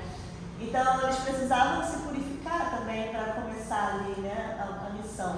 E aí Prabhupada fazia prasada e falava, comam muito, come mais.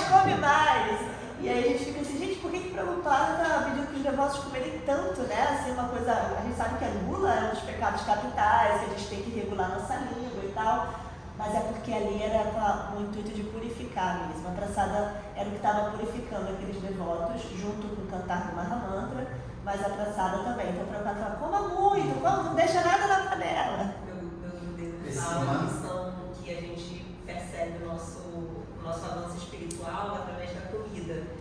No início você come muito até passar mal, depois você come para se saciar e depois você serve o outro. Perfeito, a gente vai falar sobre isso, muito bom. Esse mantra é o mantra de glorificação, né?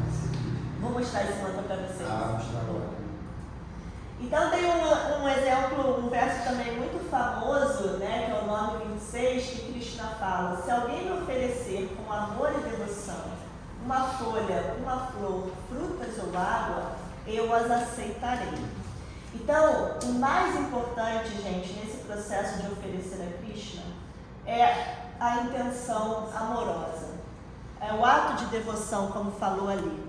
Então, a gente não pode entrar, os devotos acabam aprendendo o mantra, aprendendo o que tem que oferecer, e a gente naturalmente acaba entrando num processo muito mecânico.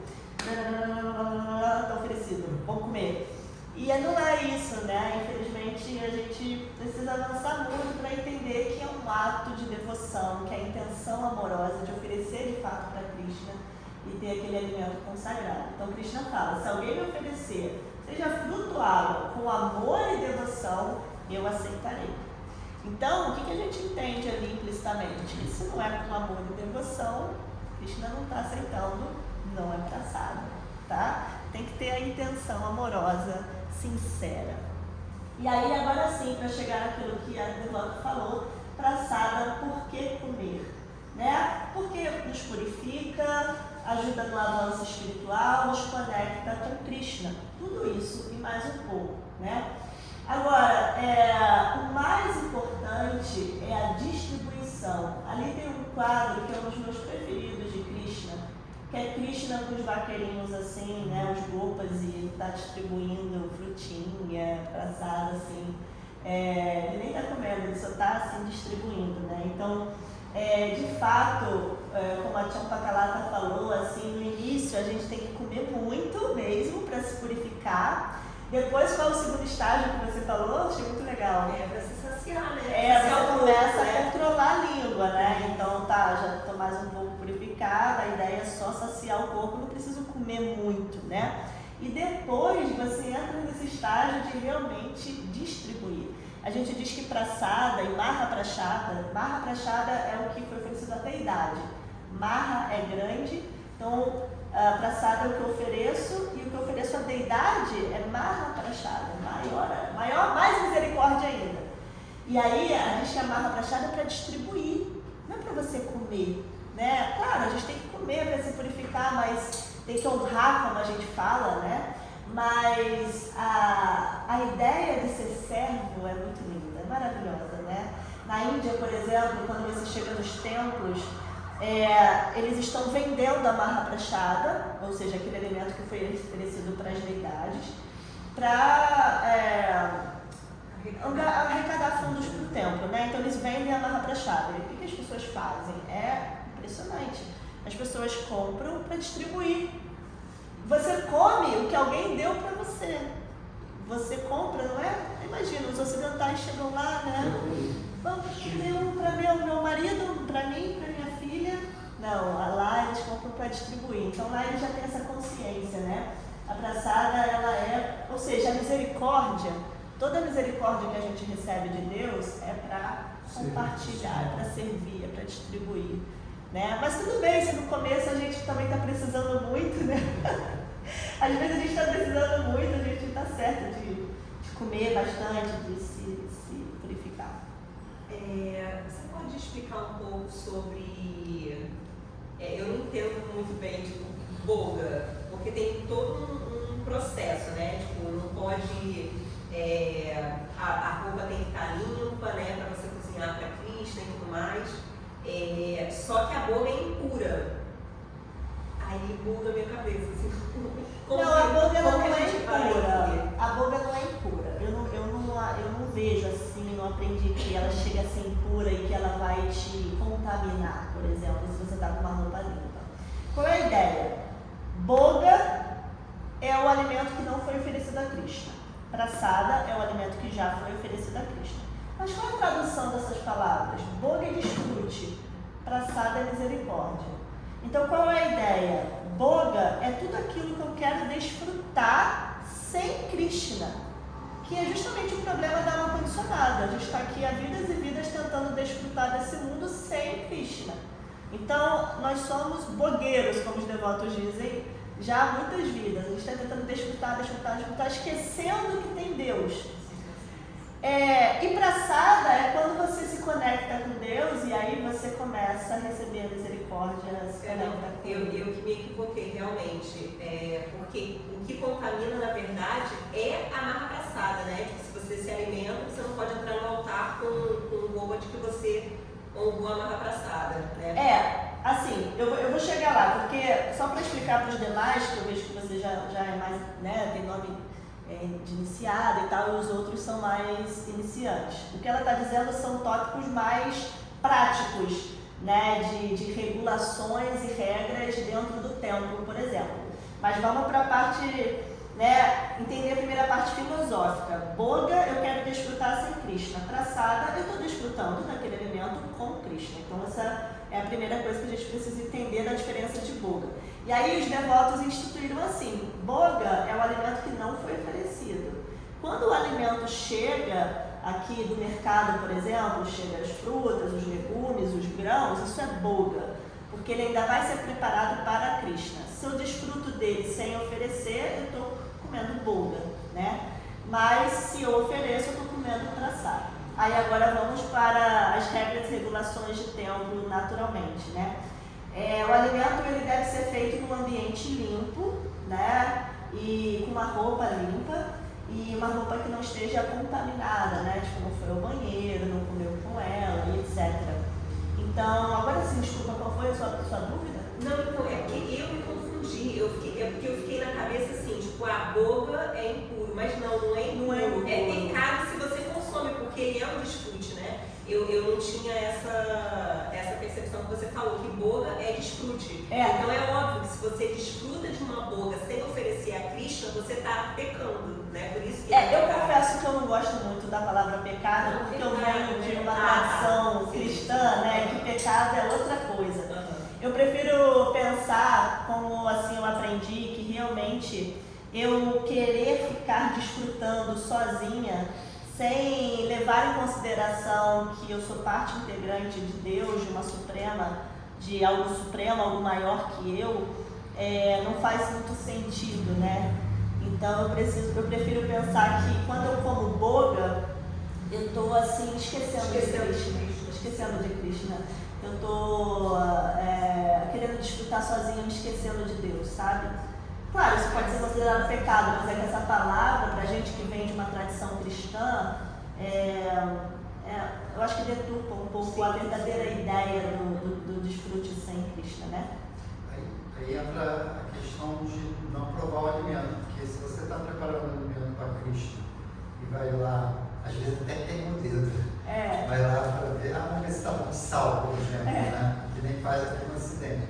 Então você não pode provar.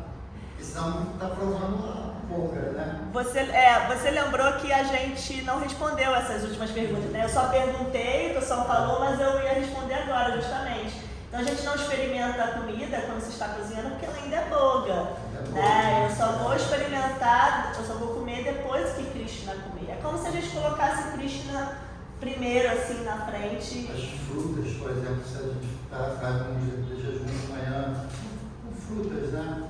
Então, até mesmo antes de descascar e tudo, faz o oferecimento, aí fala o mantra Krishna três vezes, né?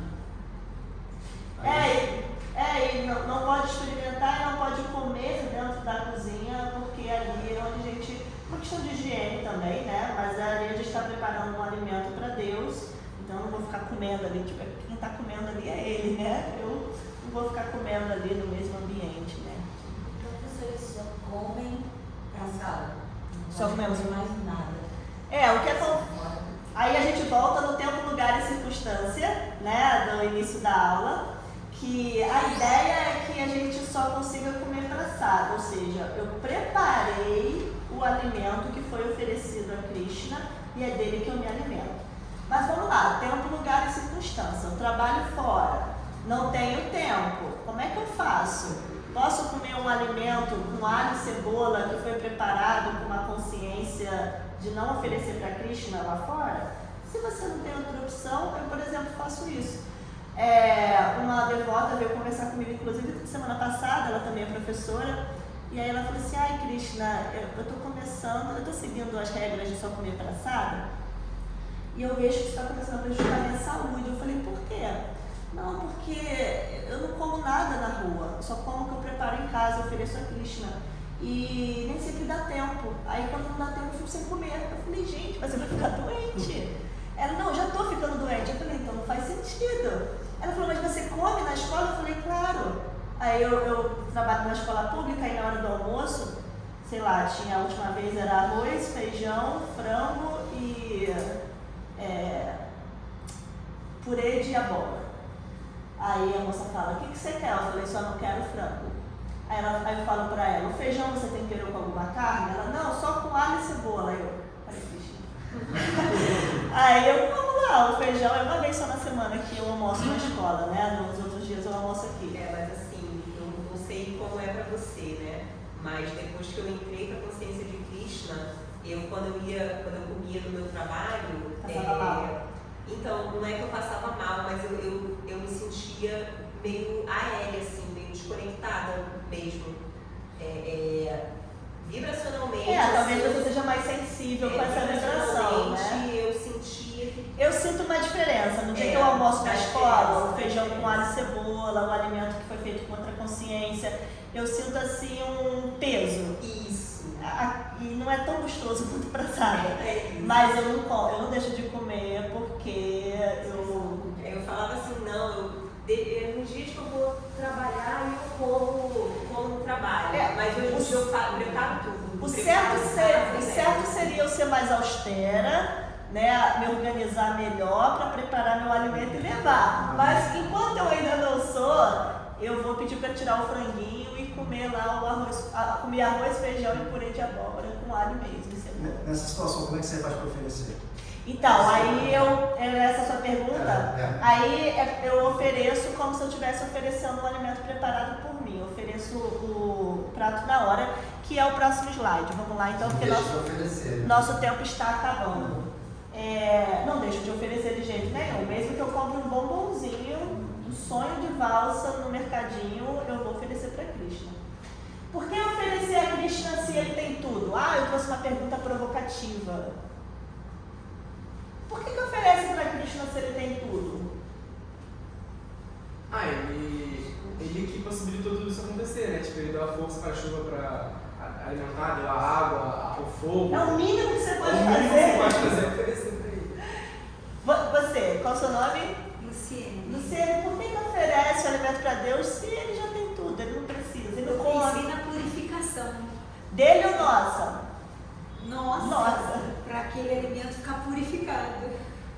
E você? É um ritual, né? Tipo, de você dar um pouquinho seu em troca, em agradecimento, em gratidão. Eu acho que na cultura védica se chama yagna, não é? Jagya. Se escreve yagna, mas se fala jagya. É mal traduzido de sacrifício, mas é uma coisa, é um retorno, né? Teu, assim, para eles. O Bhakti Yoga, gente, é esse processo que a gente aprende a criar uma relação amorosa com Deus. Então, não é porque ele tem tudo. Imagina que você tem um pai rico, que ele tem tudo. Você não vai dar um presentinho para ele de aniversário só porque ele tem tudo? E o seu carinho, o seu amor, sua devoção, sua consideração, sua lembrança com ele? Então, não se trata disso. Se trata de você demonstrar o seu amor e carinho, sua intenção amorosa com ele. E aí, outra pergunta que o pessoal faz muito: posso só cantar Hare Krishna para oferecer? Ou tem um mantra? E a pergunta é, agora para finalizar mesmo, que eu já passei do horário que o Gora me pediu para fechar.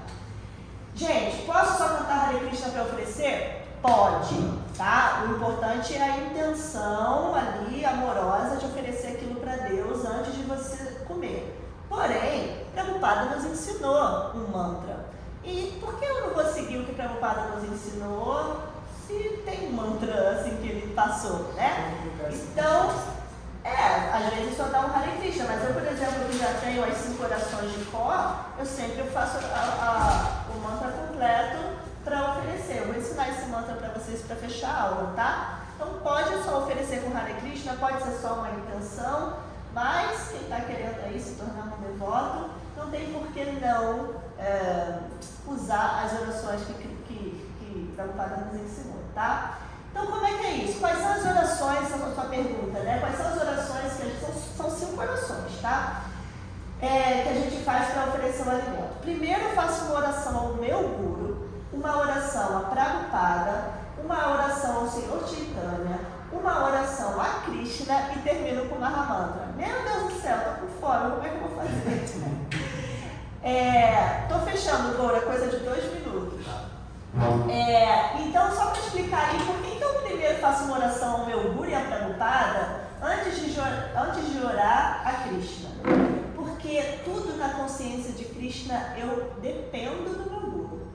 ponte a Krishna. É a ponte a Krishna. Eu dependo da misericórdia dele para chegar a Krishna. Sem o Guru, eu não chego a Krishna. Então, vocês percebem que os devotos chegam ali no templo e eles prestam reverência.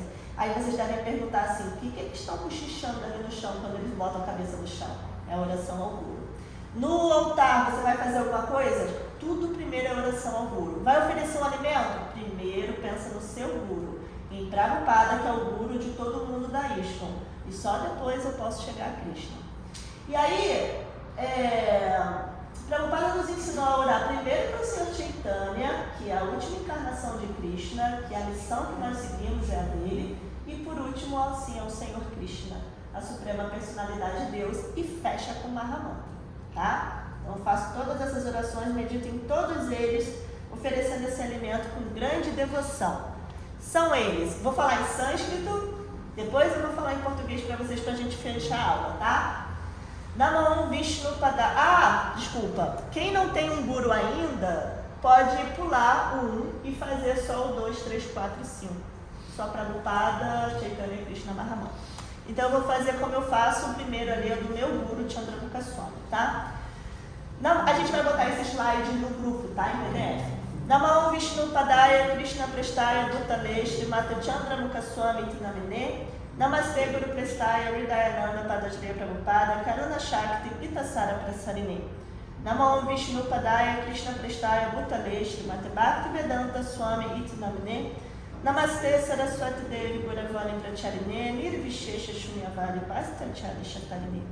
Namo Mahavadanyaya Krishna Prema Pradayate Krishnaya Krishna Chaitanya Nama Guru Trishna Maha. Namo Brahmanya Devaya Brahmana Hitaya Chaja Garitaya Krishnaya Govindaya Namo Namaha. Tá errado ali, né? Hare Krishna, Krishna Krishna, Hare Hare.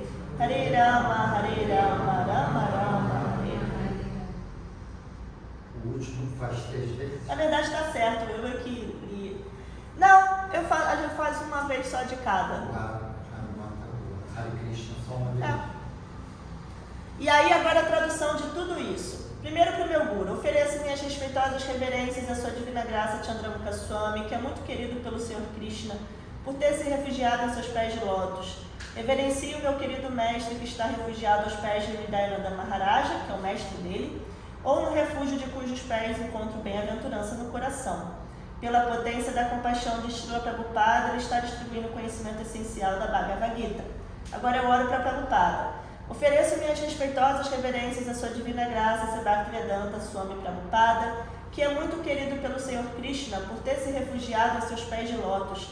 Nossas respeitosas reverências a ti, ó mestre espiritual, servo de Saraswati Goswami, estás bondosamente pregando a mensagem do Senhor Chaitanya Deva e libertando os países ocidentais que estão repletos de impersonalismo e niilismo. Agora eu oro para Chaitanya, ó encarnação mais magnificente, és o próprio Krishna aparecendo como Shri Krishna Chaitanya Mahaprabhu. Assumiste a cor dourada de Srimati Radharani e estás distribuindo à vontade o amor puro por Krishna.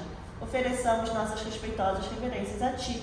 E por último eu oro a Krishna, meu Senhor, és o bem-querente das vacas e dos brahmanas, és o bem-querente de toda a sociedade humana e do mundo inteiro. Por isso que as pessoas perguntam, pode só cantar Hare Krishna? E depois a gente canta o Mahamantra e espera 5 minutinhos para Krishna comer ali, simula e tal. E agora a gente pode saborear esse alimento. Esses mantras eu encontro naquele livro de canções Vaishnavas. Encontro.